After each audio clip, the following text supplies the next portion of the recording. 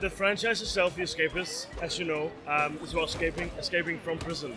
So there are a lot of differences between the first and the second game.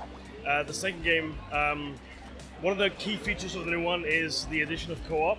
So there's now 1 to 4 player, local and online, drop in, drop out, co-op and versus gameplay. So you can escape with your friends, you can escape against your friends to see who can get out of prison the fastest. You can, every prison now, the Escapists 2 has launched about 2 weeks ago with 10 prisons from the start. 3 of these are transport prisons, so brand new to the Escapists franchise.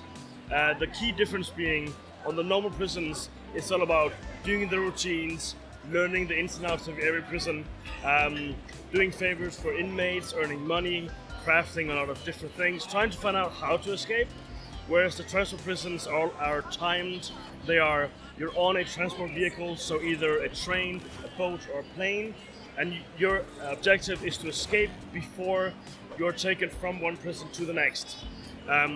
So this, of course, involves jumping out of a plane, escaping by animal, maybe by horse from the train prison. You can escape by horse. Every prison, regardless of whether it's a normal prison or a transport one, you can do single player or co-op. So as you could do in the first game, you can do a perimeter escape, which involves cutting through a fence, digging under the fence, digging under walls, so kind of hiding your escape. You can do more specialized, more epic escapes. Some of them are unique to single player, some of them are unique to co-op, but you're never locked into either one. So if you play a normal prison and you start in single player, for instance, if someone jumps into your game, you can just adapt on the fly and be like, I'm going to do a completely different escape. So you collect the things you need for a co-op escape instead, pull that off.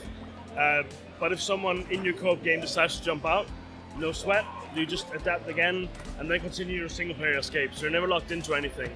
A new thing to Escapists 2 as well is that every prison now is multi-story. So instead of being a 1-floor prison, some of them now are up to 10 floors.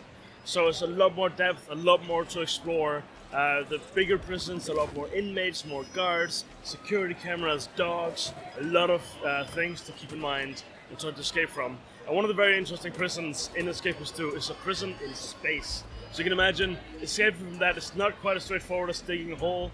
You have to do something, think outside the box and try something else entirely. Of course, the crafting system has been expanded. A lot more things you can craft. A lot of the recipes are unique to each prison, are tied to specific escapes. Again, there are some escapes you can only do alone, some you can only do in co-op, and some you can do either way.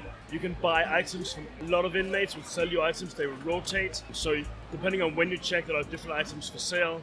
A lot more favors to do, which can be anything from making someone lose their job to framing them for something, beating them up with a guitar or anything, a lot of variation in that regard. So ultimately, it's single player co-op, having fun, going crazy, and trying to find a way out of prison.